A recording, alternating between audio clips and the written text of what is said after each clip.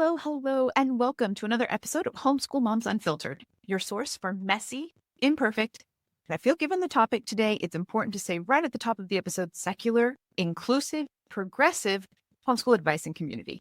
So I'm your host, Amanda, and my amazing co-host is... Hello, I'm Meagan. Yeah. All right. So like I said, we're secular and progressive as a podcast and as a community, which is a bit like finding a needle in a haystack in the homeschool community. But here you will find no Bible verses in our math curriculum, and we definitely aren't confused about woke being an insult. Right? I mean, the Merriam-Webster definition of woke is, quote, aware of and actively attentive to important societal facts and issues, especially issues of racial and social justice, end quote. So it's like, ooh, what an insult. I mean, really, you're coming at me with some really hard stuff. I mean, if that's an insult and you're telling me by default then that you're not woke, that means the opposite, meaning you're not aware and you're ignoring important societal facts and issues, and you're proud of that.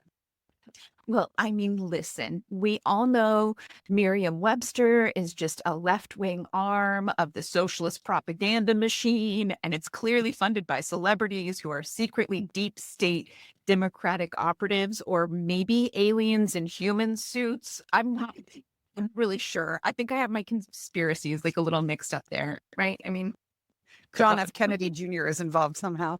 yeah. Yep. So, right.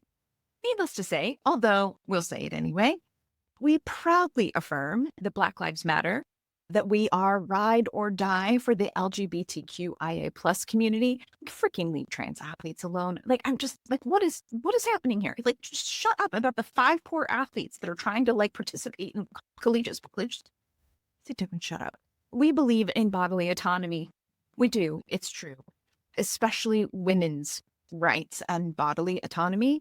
We support the Texas elected officials who have fled the state of Texas to avoid being complicit in a grossly overdone gerrymandering scheme. And for those of you who don't know, did you know that Texas actually has more registered Democrats than Republicans? And then when idiots try to say to you, California already did it. Okay, let's be honest here. California has 25% of their voters registered Republicans.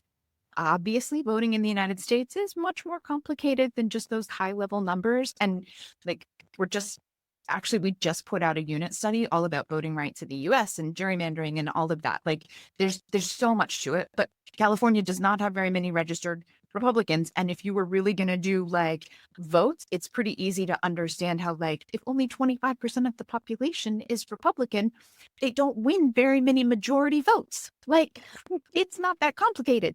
However, if 45%, the largest percentage of your voters are Democrat, how winning very many votes? That's a little confusing to me. Okay, sorry. I'm going to get off my soapbox. Maybe. No, yeah, for sure. Well, probably. I don't know. We're going to try. Sorry.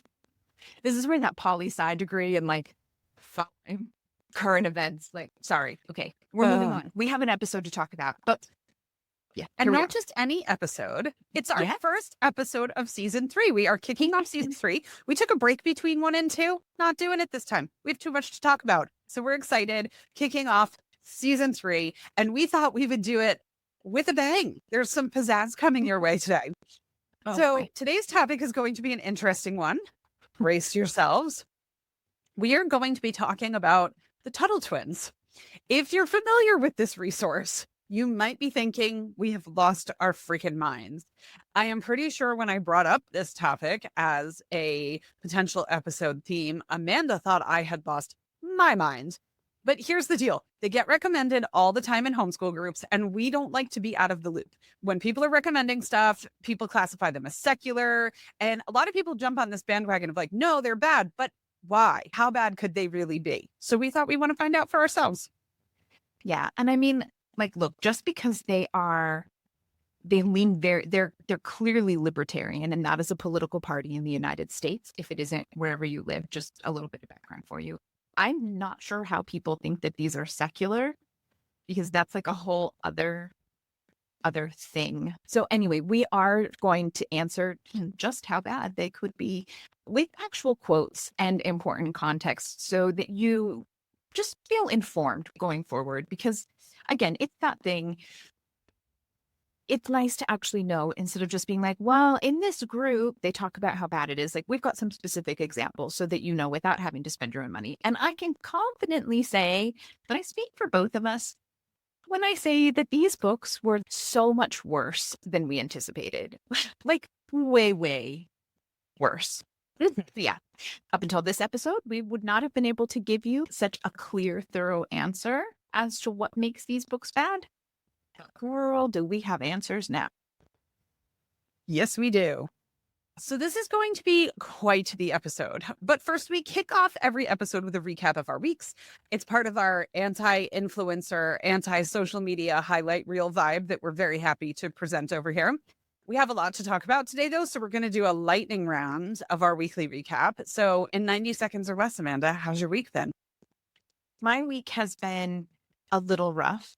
Homeschool wise, like mostly okay. But I think I talked about last week how my kid was supposed to be going to a drop off camp this week and was going to be like kind of long days for the whole week with his best friend. They were super excited. It got canceled on Saturday. So for us, it wasn't a huge deal, but his friend really wanted to see him. So there's just been a lot of extra like coordination and trying to make plans and like, okay, well, I can take your kid today so you can attend your appointments that you needed. And like, you can take my kid today and I'll take care of these things, like just a lot of extra stuff going on. And then on top of that, I decided that like this would be the week that I did major food planning and food prep. So I did in fact make 29 individual meals that are now sitting in my freezer to make life easier in the future. But it took a ton of work and I'm exhausted. And I also had a minor change to some of my medication. So I can't tell if I have a chronic illness flare coming or if I've just done too much, or if it's just because my meds changed a bit and it's bothering me way more than I thought it would. But yeah, it's just like a shitty week. And then like on top of that, I read like 18 bazillion Tuttle Twins nonsense. And like, yeah. Yeah. They were pretty toxic. It was hard to like be thankful that we're going to give you specific quotes so you have this ammunition to go into conversations with, because reading them, like I need a shower afterwards. It's bad. Yeah. All right. So my 90-second recap. My oldest kiddo went to camp. It took him 22 and a half hours of travel to get there, but he got there. So he was pretty pumped. It took 3 flights and one of them was delayed. So he got rebooked and he handled it like a pro. So I was like, so, you know, when they go out and they adult successfully, you're like, yes, I haven't completely screwed this up, at least not on that front. So there's that. I bought myself a griddle for making grilled chicken, which has just made my week great. I'm going to eat grilled chicken when we're done. I have this marinade that's got like honey and apple cider vinegar and garlic and butter. It's going to be really, really good. So I'm excited about that. But the other update is my head's been up my ass all week because our visas still haven't come through, which means we have to fucking leave Portugal. And I'm really tired of having to leave Portugal. But I get it. My husband is also trying to renew one of his passports, not a US passport. And, you know, it says online, like we're normally at 3 months and we're way over. The shit show in America has trickled over to all these other countries that are now being inundated with applications. And so I get it, but I'm like, fuck. So anyway, we're leaving for England next week. We love England. I just don't want to be forced to go there. So, you know, it is what it is. But Tuttle Twins, here we go. Let's start off with a blanket. Holy crap. How does that sound? We could just kind of, ooh. So if you're not super familiar with Tuttle Twins, like maybe you've heard the name or maybe you haven't, let's start with what they are according to them. Okay. So according to them, they are, quote unquote, an influential and expanding series of educational stories encouraging children to make sense of the world, end quote. The creators state that, quote, for too long, freedom-loving parents didn't know how to teach the idea of liberty to their children, and they were left alone to try and shield their kids from the crazy ideas promoted by many teachers, government officials, and the media, end quote. Yeah. So we're just going to reiterate again for anyone wanting to keep their children from learning the ideas of public school teachers and curriculum, but it's just like so woke. Those people are not our people. Okay. If you find what's happening in public school just way too woke, right? Like we struggle with the fact that what much of public school curriculum and teacher training like is, it's like out of date and whitewashed and Eurocentric. And so, yeah, this constant idea from the Tuttle Twins that you have to protect your kids from the public schools because they're so woke. In the United States, especially, we've completely lost our grip on reality and what moderate looks like. And the rest of the world, hopefully, if you're listening to us, you're a little bit more aware, but the whole rest of the world is looking at us going like, do these people not understand what like moderate and liberal actually mean? No, for the most part, we don't. But anyway, here's what we did. We each sourced some Tuttle Twins books, different books and resources. We didn't want to fund their organization.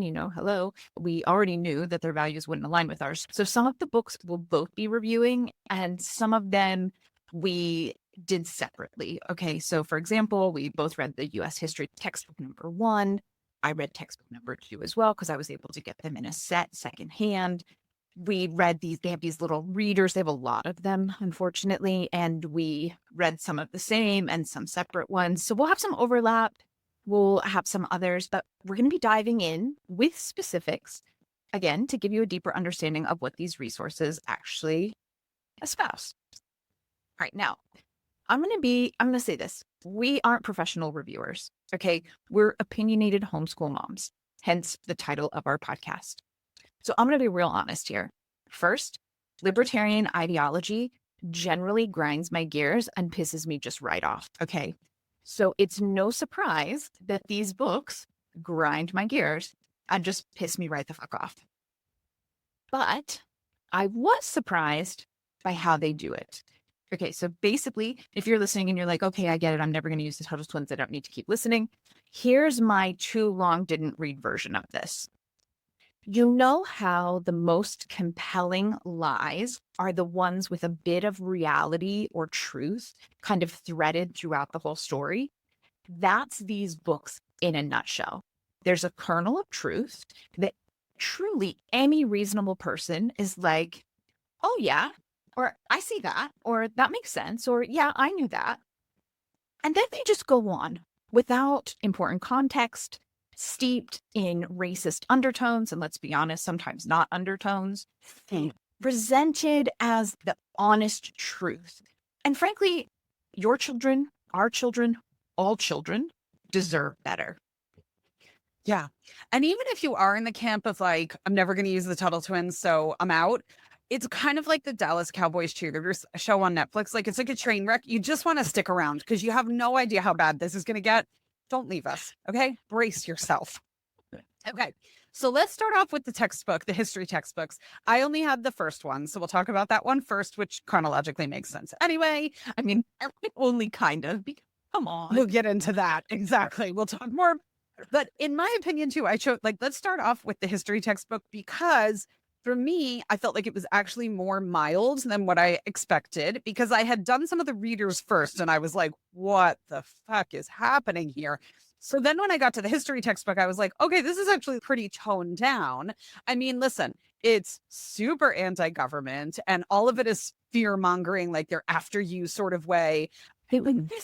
Still don't use it for history, okay? There are so many good, affordable story version, audiobook version, engaging history options for young kids out there. There are so many options. So I would still say, like, don't use it for history. But comparatively speaking, it is not as gouge my eyeballs out, drink myself silly, and then rage for hours to my poor husband and son as bad.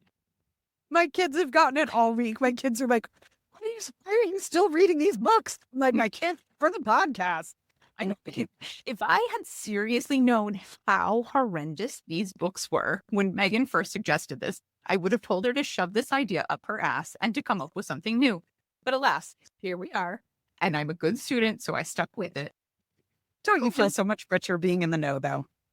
But to give you an idea of like the they're after you thing, right? Okay, so these books are written by these two guys, Connor Boyack and Elijah Stanfield. And there's these little notes from Elijah in the book. And one of them says, in quotes, people in power will always want you to feel afraid to speak the truth, right? And there's just tons of that. I mean, I went a step further. Amanda's not willing to sacrifice her algorithm sometimes and really end up in some sort of echo chamber of awfulness on social media. But I went and checked their social media, and holy cow, I mean, there are videos labeled with the emoji exclamation points, not the text ones, but like the red ones that are cartoony, that are like, they're coming for your children. I mean, like it's bonkers, right? So, and this is the tame book. So just wait for the readers. Okay. So I will give credit where credit is due. I like the format. All right. I like the colors in the book, the fonts in the book. I think the layout of the book is good. It's engaging. It's an easy read, with one exception to the layout that we'll talk about in a little bit, where somehow they made the layout racist. I didn't even know you could make a book's layout racist, but they pulled it off. So that part I didn't love. But other than that, as far as like ease of reading, I liked that part. And they teach history in storybook format, which was better than any textbook I ever had in history class. So I liked it. The approach was great. That's pretty much where my compliments end. But I'm listen, fair and balanced. Okay. We're going to get heavy into Fox News conspiracies here today. So I'm going to go with the Fox News theme, fair and balanced. Do they still say that about themselves? I don't even know. Probably, because they are not wedded to the truth. Okay, so I'm going to say I actually wasn't a huge fan of this particular storybook format.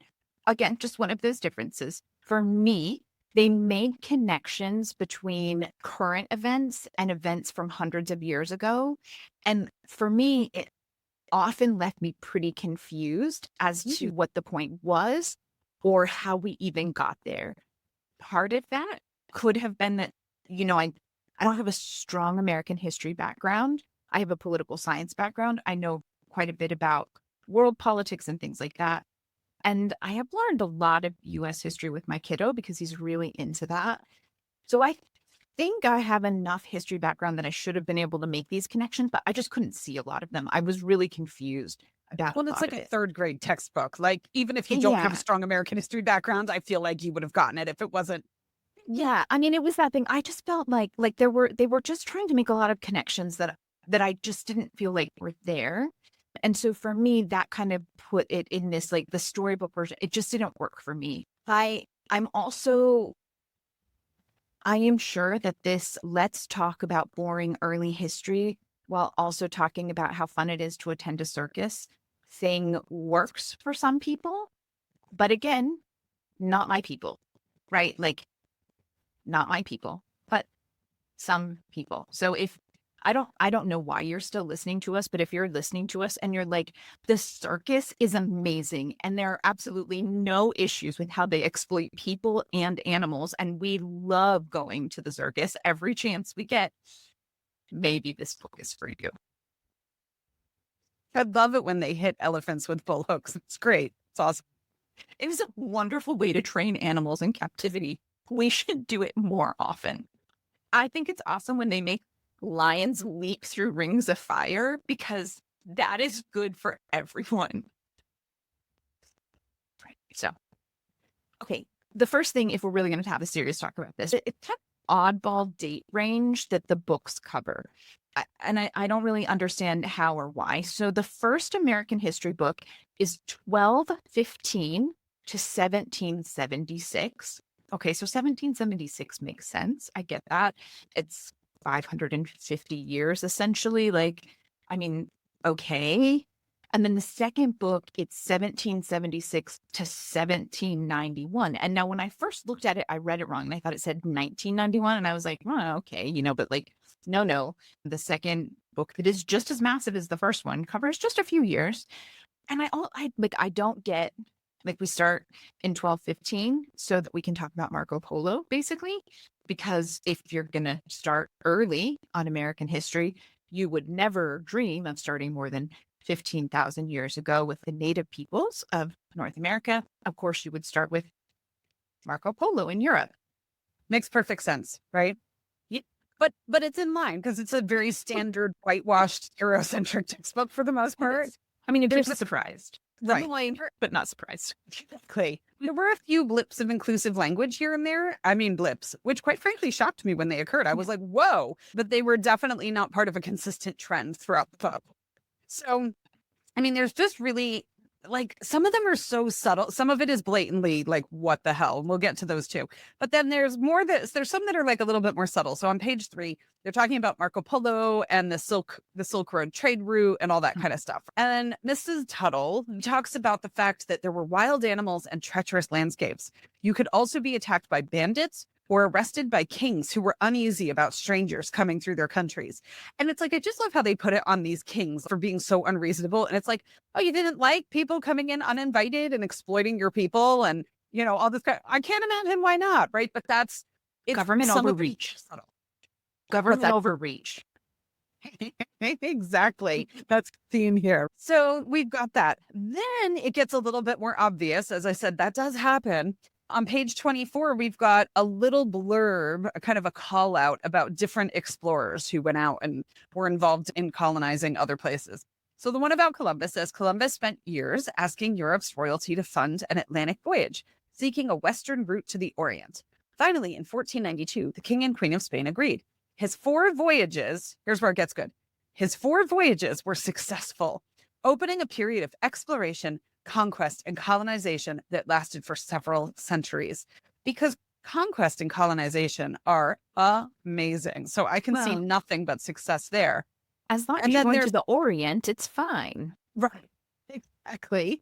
And then it continues in these blurbs from Elijah, who's one of the co-writers here, where he says, for example, think about how courageous Columbus and his crew must have been to travel out into the open sea, not knowing what they might find.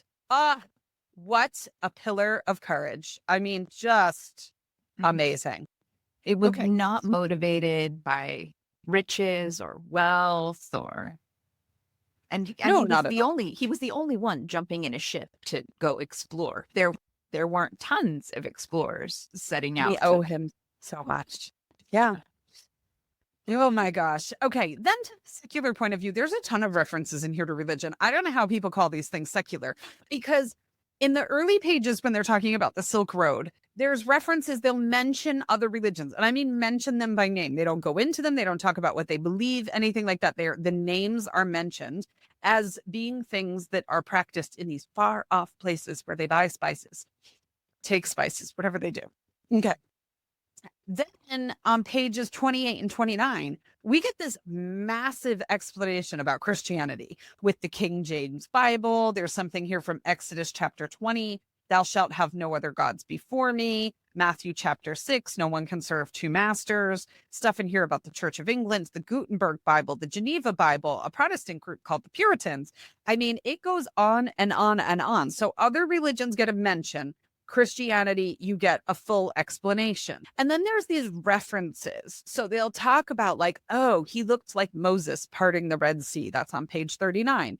There's references in both this book and the Readers to the Golden Rule. So there's a lot of presumption that you understand these Christian references because they're not foreign to you. Christianity is the basis for everything that we're jumping off of, according to these books. So they're not terribly secular.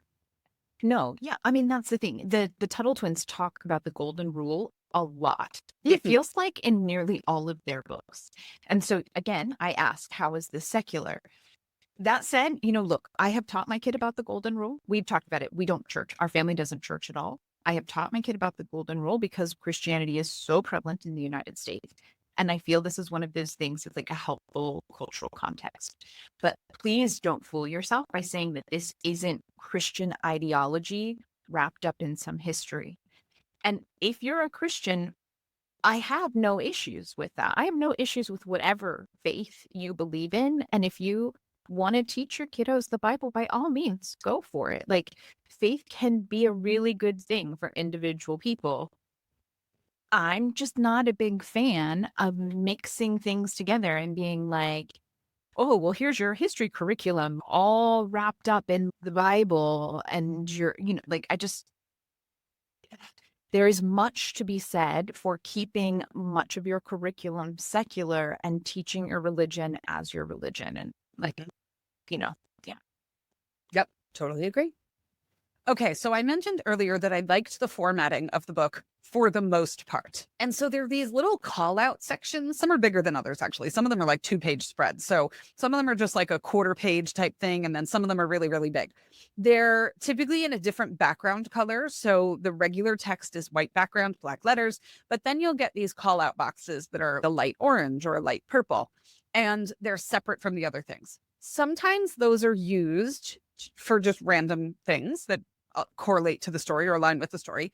But what's really, really interesting when you read the book is whenever you're exposed to the perspective of Black, Indigenous, people of color, anyone who's not a white European Christian, basically, their perspective, their history, their context always goes in a call out box. It's not part of the standard thing. It's like the standard thing is white European Christian. And then, oh, by the way, here's a tidbit about people of color or Indigenous people or something like that. It's kind of like in February when we talk about Black History Month, and there's that saying that kind of goes around that's like Black history is American history. Yeah. They're not separate. And this book very much makes them separate, literally separate, right? It's in its own bubble. So, and it's pretty obvious. They also use some dated language, for example, except for in one section that I found, one section meaning one sentence, they use the term slaves instead of enslaved, things like that. There, and this is a 2022 book. This isn't old. We knew better when this book was written. Yeah. So it's not like you can say that it's super old and it's dated and maybe use that as justification. They also perpetuate some of the conservative deflections and the talking points that Fox News loves to spit out and things like that about slavery. Like, well, Irish people were indentured servants too. How come we don't recognize their suffering and this, that, and the other thing? Okay, completely different history. Or they bring that up. It's in the book. And then they also bring up the fact that, quote, it was even common for African people to do the capturing and selling of other Africans, which of course is one of those tropes by conservatives that was like, well, they sold their own people into slavery. So they're just perpetuating that here. I roll. Yeah, like we aren't doing that right now. Residents. Okay. So I'm going to say, again, because as much as we really, really dislike these books, we want to be fair. I actually genuinely liked the call out boxes. I think because I disliked the main story so much, I felt like, hey, look, like the pretty good information. Now, granted, it was of varying quality, but like generally, oh, the good information is just in the call out boxes. So I can ignore all of the other drivel and just read the call out boxes and I get some helpful, interesting information. Yeah, it just had like, I can't even say separate but equal vibes. It was like definitely separate but unequal vibes, which is really what separate but equal was anyway. But, so it was just like, why is that history not intermeshed with the other history was my big complaint over the whole thing. Okay, then we have similarly, there's on page 56 and 57, there's a 2-page spread with a map of the colonies. And it's got each colony is numbered. And then there's a little text box that goes with that number that tells you about the founding of those colonies. And again, nowhere in there does it talk about the Indigenous people who were living on that land before white Europeans showed up. Nowhere. They're like, they didn't even exist. So it's incomplete history to say the least. So we've got that. 59. Now we're going to put some of the artwork from these books. We're going to create a story highlight on Instagram. We're Homeschool Moms Unfiltered on Instagram. Go look. As somebody who teaches World War II history, that's my main area that I teach. I've done entire classes on propaganda. And so there's subtlety in the pictures a lot of times. Sometimes it's not so subtle. We'll talk about that too. But on 59, for example, in the book, it's a call out and it says, consider this question. Do you think the governments today can do a better job than you at deciding what you should do with your life?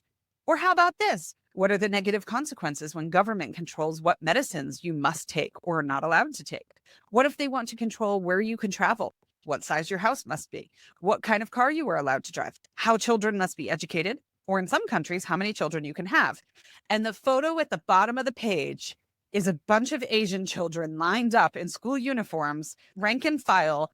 And it is such a clear nod to Chinese communism. It's just bananas. And so it's that subtle imaging that's being infiltrated into this.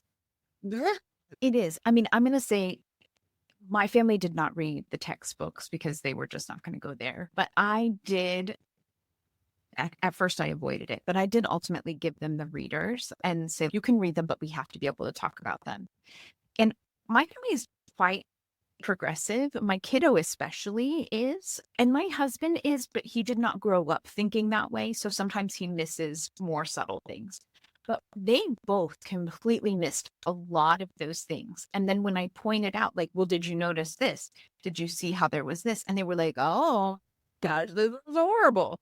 And that's the real concern about this. It's subtle. It's subtle, but there is absolutely no way that your kiddo finishes reading a couple of these books and doesn't have some of these thoughts already sort of embedded in their belief system. When it's that, like, those red pill creators, are you making sure that your kid's not consuming these awful creators on social media and, and having these thoughts that you totally don't agree with, just sort of like gently embedded in their general beliefs without even realizing it, right? Because of the way that it's done. It's a real problem right now.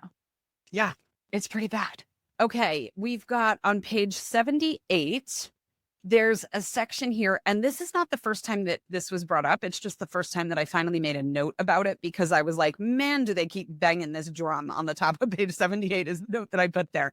But there's a whole lot of focus in these books about how you cannot judge historical figures by today's ethics. And listen, that's a difficult topic to discuss. I mean, it really, really is, because it's like, what's fair, what's not fair, etc. But then, for example, on page 219, there's a blurb here about the 1700s and during the time of slavery in the United States. And it says, many people were so ignorant and arrogant that they believed their slaves were less than human. And they also feared that if they let them go, the slaves would attack them in revenge. Well, if they're attacking you in revenge and that's a legitimate fear you have, you're doing something fucking wrong. I get to judge you on that. Exactly. If you're treating a dog so badly that you're afraid it's going to come back and bite you, stop treating the dog that way. And it's really easy to extrapolate that to human relationships. Like, that's not about, like, well, in the old days. Yeah, exactly. They didn't know better. They damn well knew better. Yeah, absolutely did. Then there's a part in here that's actually just wrong, where it's a call out box because, some of the negativity got put it in the call out box. Like, to your point, that's where the juice was. That's where the actual legitimate history and information was for the most part, right? So it's a whole box about Thomas Jefferson and the tradition of slavery. And one of the bullet points says his wife, Martha, and many of his children died. Sally Hemings, an enslaved woman, bore 6 children, who many believe were fathered by him. He freed them upon reaching adulthood. He might have kept the relationship a secret, as it was illegal to marry interracially until 1967.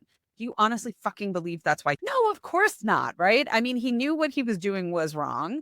And it's not even true. He did not free most of his children. It's a huge point of contention about Jefferson, that he went back and forth and back and forth and back and forth and didn't do it. And some of them moved north, basically to where they just kind of became free and no one bugged them about anything. He didn't do it. It wasn't like this come to Jesus meeting that he had in his own head. Since we're on the topic of religion infiltrating everything today, we'll go with that one. He didn't do it. So it's just not even correct, but it paints him in a better light that way. So let's go in the Tuttle Twins book. Yep. The other time where we rewrite history in a call out box, which is really fun, is on page 91. And it's talking about Ohio and the land in Ohio and the indigenous people of Ohio. And the first sentence in this call out box says, British colonists had been in violent competition for the land with native people for hundreds of years. Violent competition, is that the way of saying that? When you tried to steal their land, they fought back? That they could we maybe rephrase that to be what it actually was? Because it's not accurate. So there's plenty of that in here. Yeah.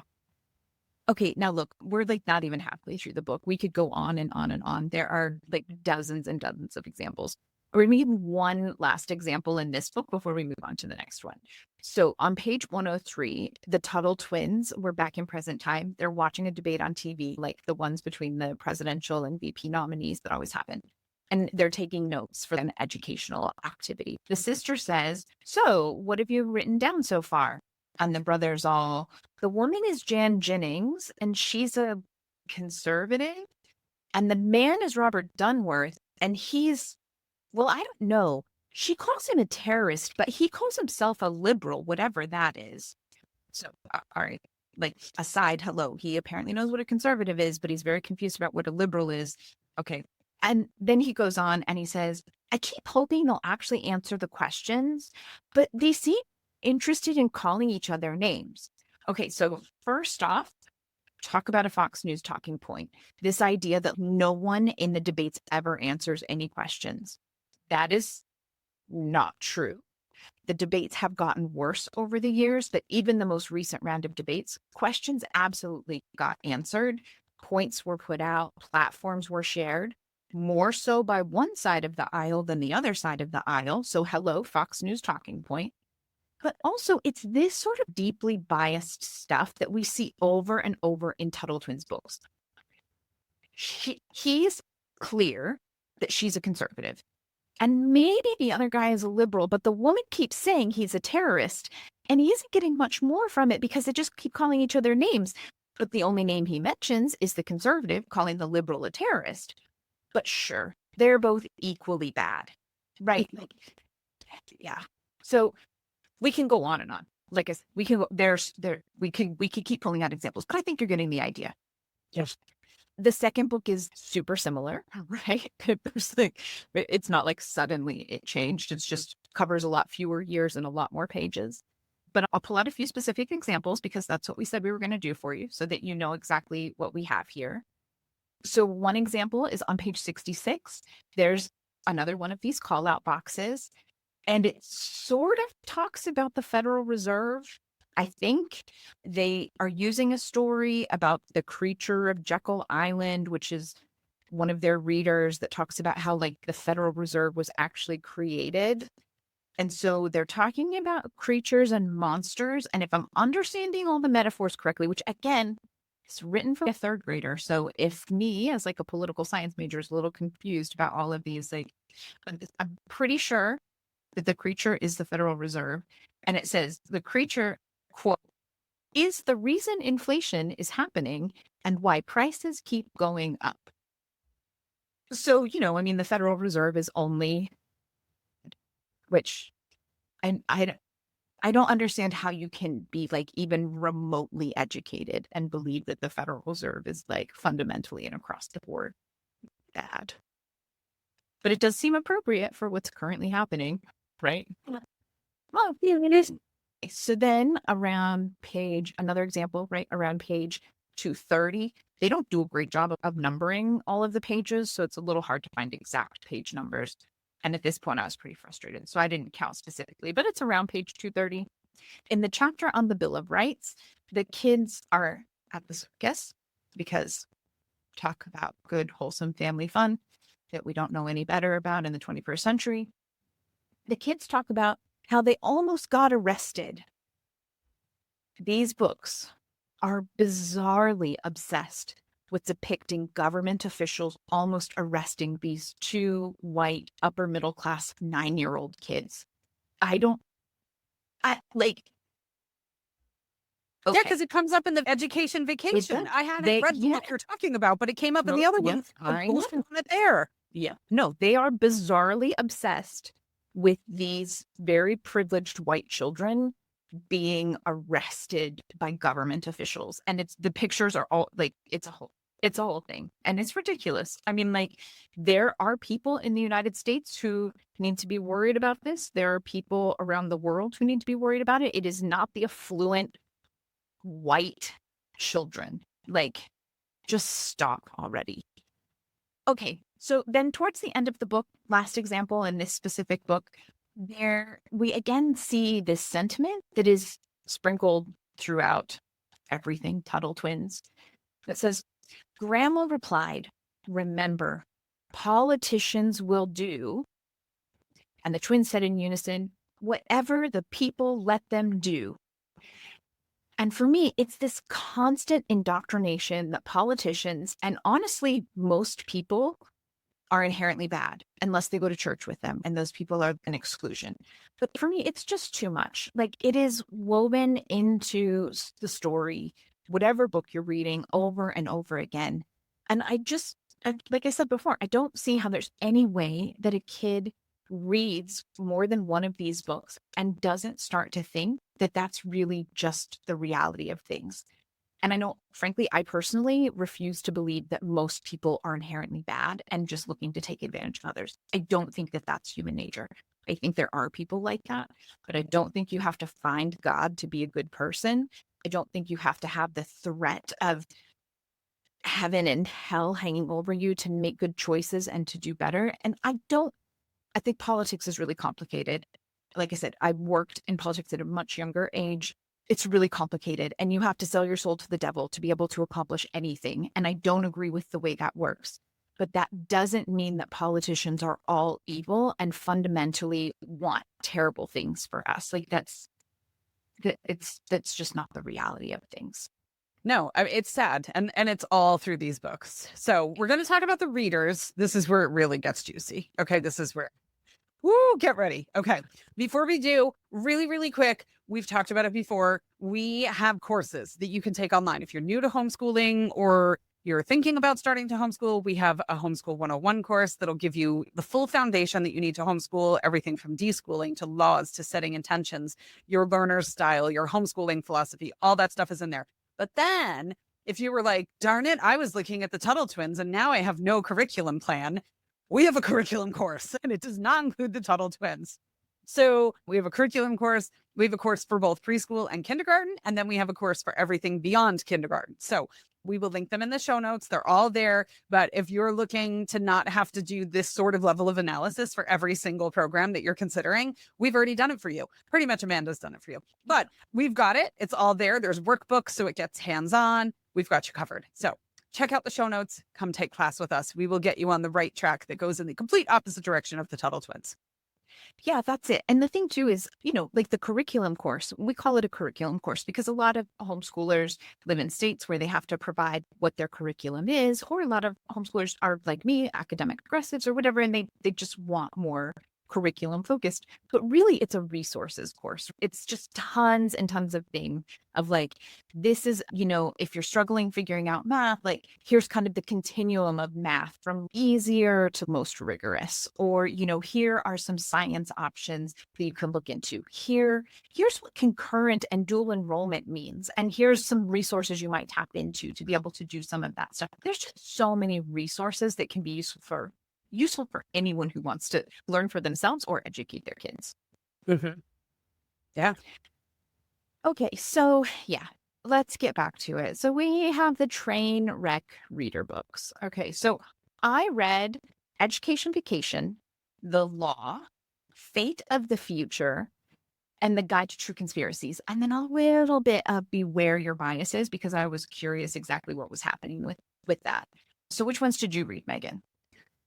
I read also the Education Vacation. I read the Leviathan Crisis, which is and the Tuttle Twins Guide to True Conspiracies. True. They're true. They're not true conspiracies. Yes. Yeah. True conspiracies. Yes. We are letting you know the conspiracy and how the wool was pulled over your eyes, except for the one where we're like, but actually we don't.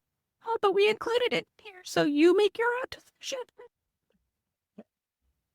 Yeah. So between that whole collection of disaster, where would you like to start? Well, we both read Education Vacation, so let's start there. Sound good. For me, right? First, this book is dedicated to John Taylor Gatto. And we all know how much I dislike him. So there's that. Basically, the kids in this book are going with their public school teacher and their parents to a lecture by good old John, who is looking surprisingly spry for a dead guy. On page 28. That's one of the conspiracy theories. He's not dead. There you go. He didn't actually die. He's still here. And we love him. Okay. So, like I was saying, on page 128, there's a quote. It says, "At school, these little minds are filled with ideas," Mr. Gatto said. "But whose ideas are they?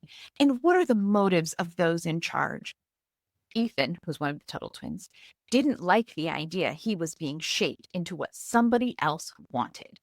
And I was like, seriously, again, if public school curriculum is too woke for you, I worry about you teaching your own children. I'm just going to put that out there. But also, these books are full of this nonsense. This idea of like, I want to form my own idea and my own and be my own person, but I'm also going to read these deeply biased propaganda books to do just that. Okay. So also in this book, there's a lot of stuff about how compulsory education is bad.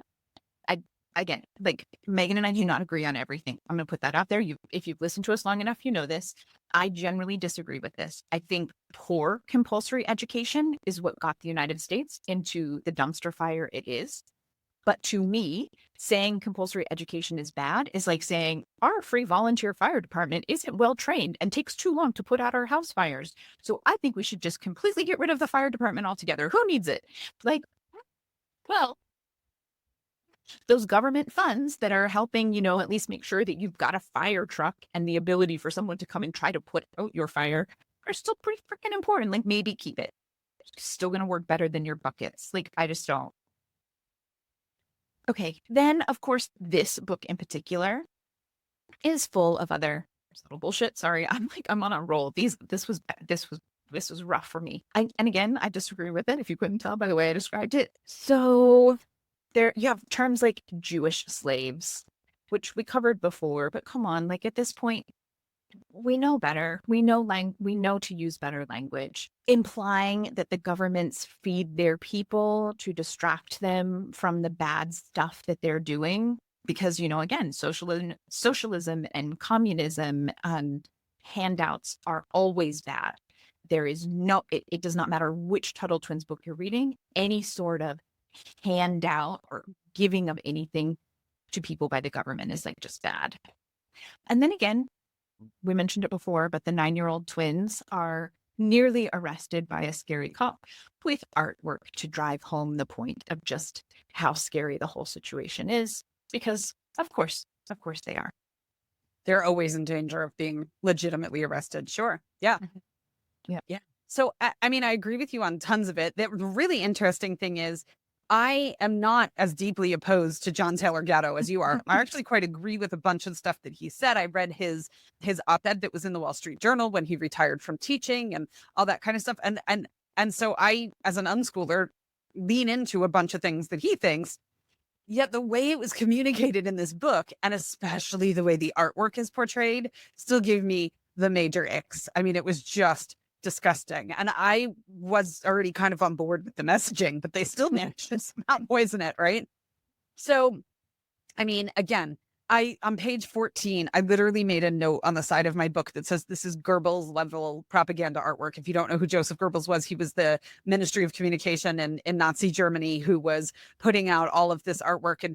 And I've analyzed it with students over the years, right? And nothing about these pieces of artwork is an accident, right? You'll look at the proud German artwork from that era, and you've got like this strong guy, and he's got the Aryan characteristics, and he's got a smile, and his posture looks proud, and the flag is behind him. What are you supposed to feel when you see a flag? You're supposed to feel patriotism and this and that, right?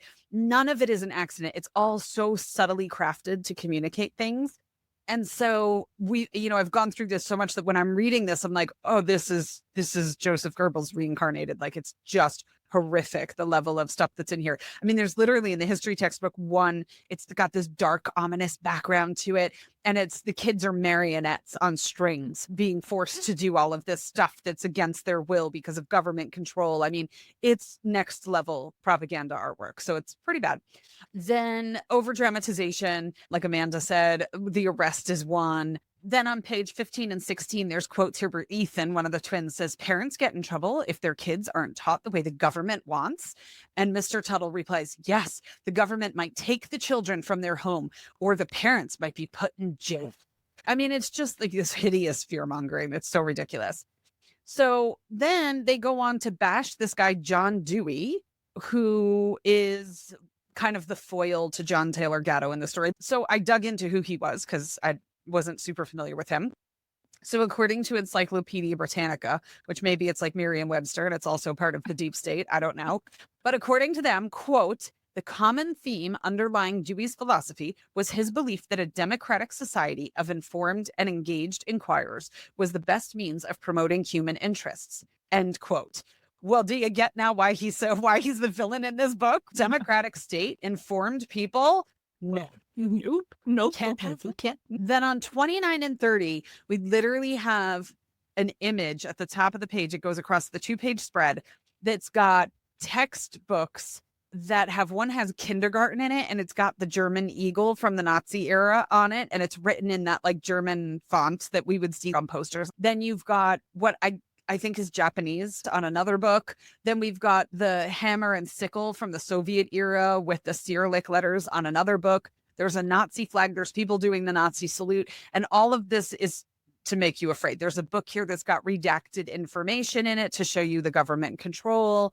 I mean, it's just ridiculous. What I have taught my students is propaganda can be defined in these ways. It appears in a variety of forms. So it can be news, it can be song, it can be video, it can be pictures, it can be words, it can be all these things. It is strategic and intentional. There is absolutely nothing in this image that's an accident.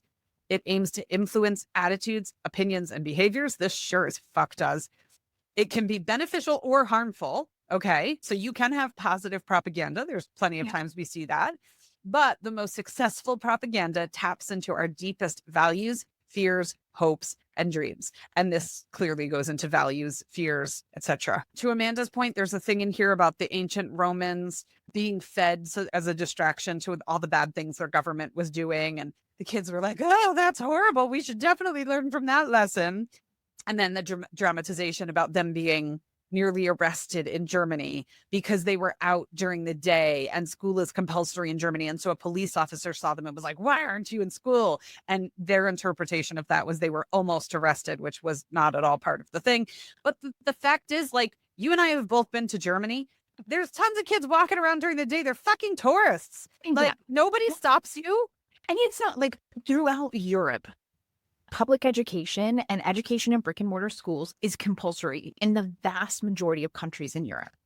We have spent months living and world schooling throughout Europe during regular school terms and regular school hours. My 11-year-old has never once been approached, asked why he wasn't in school, right? Like, it just doesn't, like, what? Yeah. You don't take him out on outings with bail money in his pocket and like be like John Lewis and put like a book and a sandwich and an apple in his backpack in case he gets arrested and he needs to sit in jail. Yeah. Freaking ridiculous. Yep. Yep. For real. Okay. So I read a couple that you didn't. I'm not going to go into the beware your biases. It's one of those, I think of all of them, there's one about fallacies and beware your biases. And I think of all of them, I would be most likely to read them and noodle them a little more. Because yes, of course, everything here is like biased and there's a lot of propaganda, but they are bringing up interesting things to like think about, and like, and those specifically, I was like, okay, like the examples, I'm like, oh, of course, Tuttle Twins, bullshit examples. But what it's actually talking about and encouraging you to think about and like, hey, yeah, okay, I can see that, that's interesting. That's some good food for thought. Like, I wonder how that plays out, and you come up with your own examples. It wasn't atrocious. That said, I don't feel that way about many of the others that I read. So let's start with the law. This book is teaching about Frederick Bastiat. I guess is how you say it. It's a French name. I will say I didn't find this one quite as offensive, probably because I don't necessarily agree with this economist, but it's an economic theory. There are lots of economic theories out there. And so I'm happy to read about and learn about different ideas and be like, well, I don't agree with that. And that's not how it goes. For me, it's like trickle down economics. They don't work. Like I'm happy to read things about it and ideas, I still know it doesn't work. So anyway, we get a nice dose of God and how, quote, our rights are from God on page 23. So, I always love when my book about law tells me about how my rights are from God. The kids go to their neighbor, Fred. Fred is a good old guy. I think he's maybe French, like originally French, if I'm remembering correctly from one of them. He shows up in most of the reader books. He's an older white guy who's like the pillar of educated intellectualism in their neighborhood. And he discusses how he likes to help people, but he doesn't like the government forcing him to help people. I gotta say, I have never seen or heard of a government that forces people to volunteer, like just forces like their citizenry to volunteer. But I'm assuming what he actually means is like to pay into social security safety nets, like those whole things. We're like, oh, so he employs people. And when he no longer employs those people because his business didn't thrive or he decided to retire, and now all of those people need unemployment or government health or whatever, like he shouldn't have to pay for that. Like, yeah, it's a standard like Tuttle Twins libertarian talking point of we shouldn't have to pay for benefits that we don't use, even though they do, in fact, use them. They very much like the paved roads that we have, and they very much think that they should have access to fire departments and whatever else. For me, the worst part of this book, the law, is so you've got white kids with their white parents and their well-educated white neighbor. And then they talk about another neighbor that Fred often shares his homegrown produce with.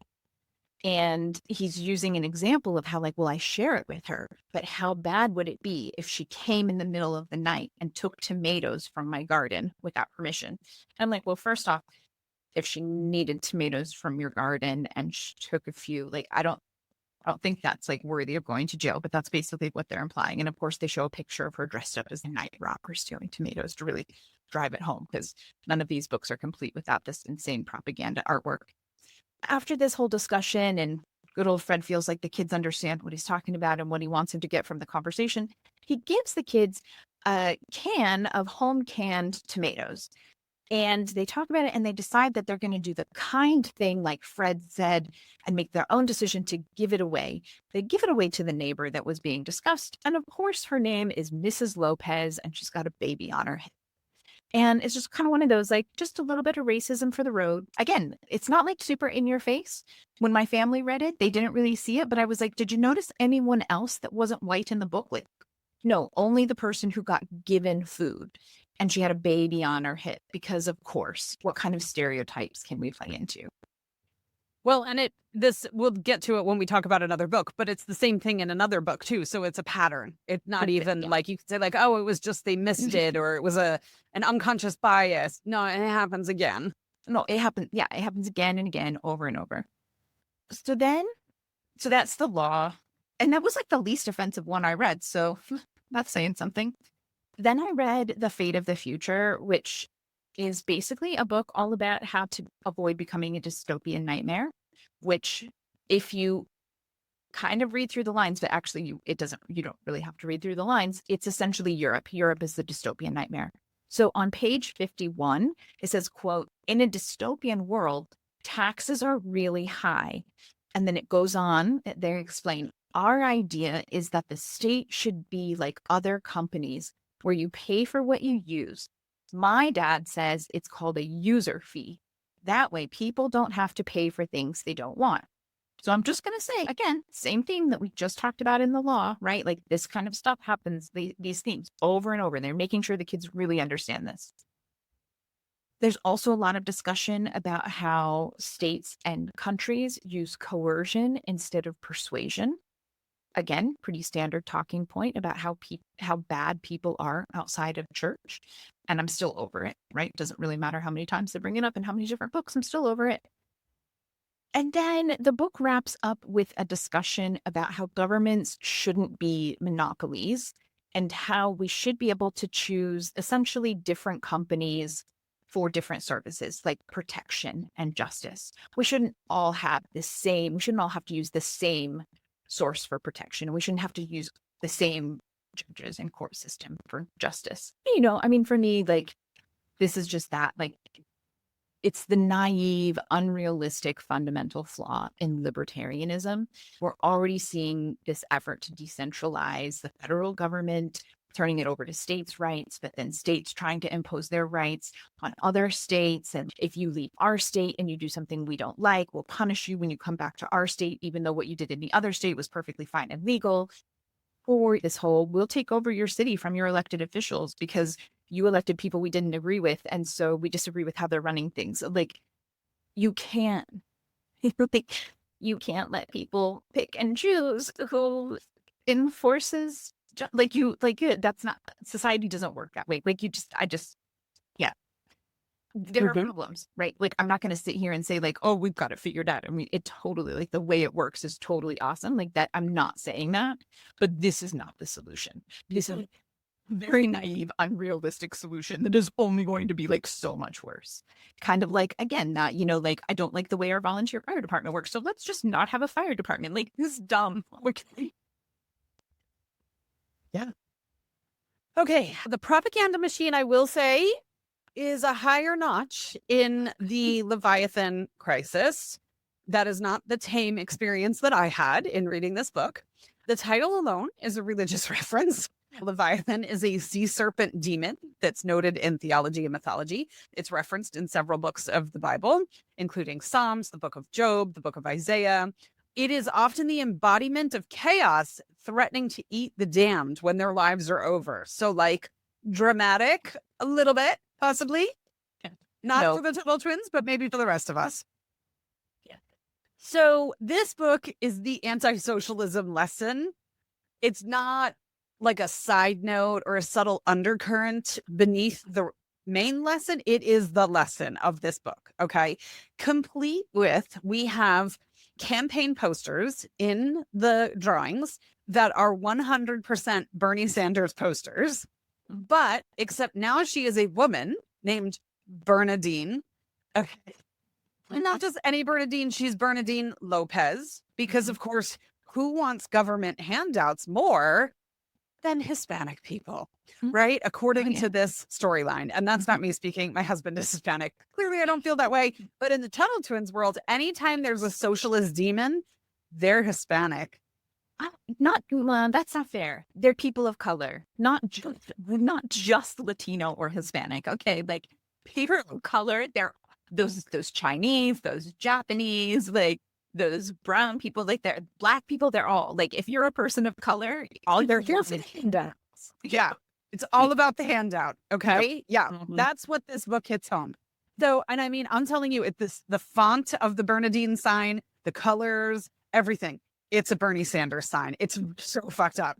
So the people in the artwork, when they're talking about socialism, like when Mr. Tuttle is explaining socialism to his kids, you should see the horrified look on all their faces. They're in the car and they all look like they've just been told that like their grandma and 150 other people that they love and care about have just died. It's just, they're like, oh my gosh, this is terrible. So we've got that. Then there's a quote on page 23 about people not taking personal responsibility anymore. Oh, so it's a woman who works at the company that Mr. Tuttle owns with a business partner. And she says, well, people used to value personal responsibility, but now when there are problems, people cry out for someone to save them, even to make choices for them. They act like children. No offense. And she winked at the twins. Okay. Then on page 27 and 28, we have some quotes about the fact that once you allow socialism to take hold, there's no stopping it. So she said, Mary, the same lady, says, oh, just like the Leviathan, government never really shrinks. It's like a ratchet effect where things only go in one direction. And then on the next page, Mary continues. She's a real harbinger of doom here. She says there are so many examples. After a terrorist attack, government claimed power to spy through everyone's electronic devices. When people struggled to afford healthcare, the government tried to control it and force all people to buy healthcare plans they didn't want. And when there was a virus, government decided which businesses could stay open and whether or not we could meet with friends. We couldn't even sing at church without permission. And the imagery is so good and evil, monsters, darkness, battle for humanity. I mean, it's so over the top, it's not even funny. Yeah. So then my favorite part, Mr. Tuttle is having a debate with his business partner about whether or not they should take like a stimulus from the government, basically. And his business partner is all for it. And Mr. Tuttle is all for individual choice and not doing that. Guess what color his business partner is? Hint, he's not a white man. And then they have to lay off an employee, Rebecca, who they really love, but they have to lay her off because they're going to take the personal responsibility route, tighten their belts, lay some people off, not take the government money. So they call, and Rebecca's in tears in the picture. And she's like, if you could use the government stimulus, it could save my job. But again, guess what? Rebecca's not white. So everybody who wants the government handout, not white. Nope, nope, nope. Yep. Good times. So it's not an accident. It's a consistent theme that happens again and again and again. So then we both read the conspiracy theories book, complete with a chapter about Hunter Biden's laptop and COVID and 9/11. I mean, this book was a doozy because again, you have to remember, like, these are true conspiracies. Okay. Like they want you to know that these conspiracies, they're actually true and they're going to share the truth with you. So some of the ones that I pulled out that I was like, oh my goodness, specific things. There's discussion about Ukraine. They say, quote, the small country of Ukraine led by a professional actor. I'm like, okay, well, first off, Ukraine is the largest country in Europe proper, the largest one that's actually wholly in Europe. Okay, so there's that. It's the 45th largest country in the world, which makes it move in the top 25% of countries around the world. And also, are we not led by a TV personality? I mean, like, not even an actor, like just a straight up TV personality. But okay, like, let's throw shade where shade isn't due. Then there's another section, a new conspiracy about Mockingbird, Mockingjay, Operation something bird. But it starts out with this quote. It says, the 1950s and 60s were an idyllic time in America. The Second World War was fading into the past and taking with it all the memories of hardship and suffering. There was a general feeling of hope and a promise of prosperity covering most of the country. Husbands went to work in tailored suits and came home to adoring children, tidy homes, and loving wives. There was finally time again for leisure, art, and music. Plus, movies were flooding even the smallest towns with culture and excitement. But perhaps the most exciting thing of all was the availability and affordability of the black and white television. Now, there's a whole lot wrong with that. But the 1950s and 60s, like, just super high level. You got the Korean War, the Vietnam War, the entire civil rights fight with people being beaten and hung and blasted with water hoses. You got the assassination of Kennedy, the assassination of MLK Jr. Like, the 50s and 60s were not the ideal time that they're like portraying here. But again, it's this like these ridiculous talking points, right? Are we going to make America great? When was America great? The 50s and 60s. I'm like, actually, Leave It to Beaver isn't real. And there was like a whole lot of context. Again, that thing. There's a whole lot of context that you're choosing to just completely ignore and leave out. So it makes it not actually true, despite the fact that you're proclaiming that here's the truth behind these conspiracies. So yeah, then they talk about the Hunter Biden laptop. It's just ridiculous. They want to make sure that this book was only published this year in 2025, but they want to make sure that that it was buried and hidden, and that's not the whole truth. The government just doesn't want you to have that information. I find it really hard to believe that if there was anything actually there, like, how would we not have them at this point? Trump's been in office for the Bidens, while not, billionaires, they have a few bucks. If Hunter Biden's laptop was broken, he'd go to Best Buy and buy a new fucking laptop. He's not going to take it to some shady ass, like, you break, we fix cell phone place and drop it off to get it fixed, which is where this laptop came from. Like, hello. Well, yeah. And I mean, people come out like, oh, it's totally, like, I lied, and all of this, like, but you cannot believe the people, right? That's this conspiracy theory book is every chapter is a different conspiracy. And the basic point is you cannot believe the people and you cannot believe the government because everyone will lie to you and everyone is lying to you. That's what they want you to understand. Again, common Tuttle Twins theme. There's one about COVID, which is a whole other thing. And if you listen to us at all, I have strong feelings about a lot around that. But they're very angry that the government thought that they could try to protect other people from their stupidity. And then for me, like, I don't really know how I can say that it was the straw that broke the camel's back because the whole damn thing broke my back. But 9/11, it covers 9/11. And it's basically like, okay, so first off, you have to remember that it's in the book about true conspiracies, right? So like, these are things that what you have been told is wrong. And we're going to tell you the truth about it. And they go through all of it. And then at the end, like one of the very last bullet points is like, maybe it was all a plot by the president, the vice president, or some bullshit like that. But then actually, maybe what they tell us is what really happened. And like they were just really lackadaisical and didn't take it serious enough. But maybe not. But you can totally make your own decision on this. But also, they put it in a book about true conspiracies. So I don't really think your decision is supposed to be like, I think actually you're wrong, and that this was actually just a series of bad things that happened. Like, I don't think that the vice president was really, so this is their theory, right? The vice president wanted the plane to hit the Pentagon to help hide the fact that they had embezzled $2 trillion or something. Like, yes. Yep. Mhm. I think the general concept of this book for me was kind of like what Trump does and what Fox News does, where they lay out a breadcrumb trail and then they go, but I don't know. I'm just saying it could be. Only, Yes. right? Only in this book, it's labeled the true conspiracy theories. But you know how Trump is like, we're going to have to look into that. And then all his idiot followers take it as like the absolute truth. And it's just him throwing out hypotheses that have absolutely no foundation. Yeah, random And that's ass what this ideas. is. No, Right. no, totally. I mean, there's an image of a person holding what is there's ventriloquist. One of the images, right, talking about they're so big on their imagery. So there's someone with a ventriloquist with his hand up the back of his dummy. And the guy has a name tag. He's the CIA, and the dummy is CNN, because the CIA just is just tells CNN what to say and do. And I mean, the whole rest of the world is completely wrong for watching CNN and believing that there's any credibility at all. Like, we know better than that, right? So, yeah.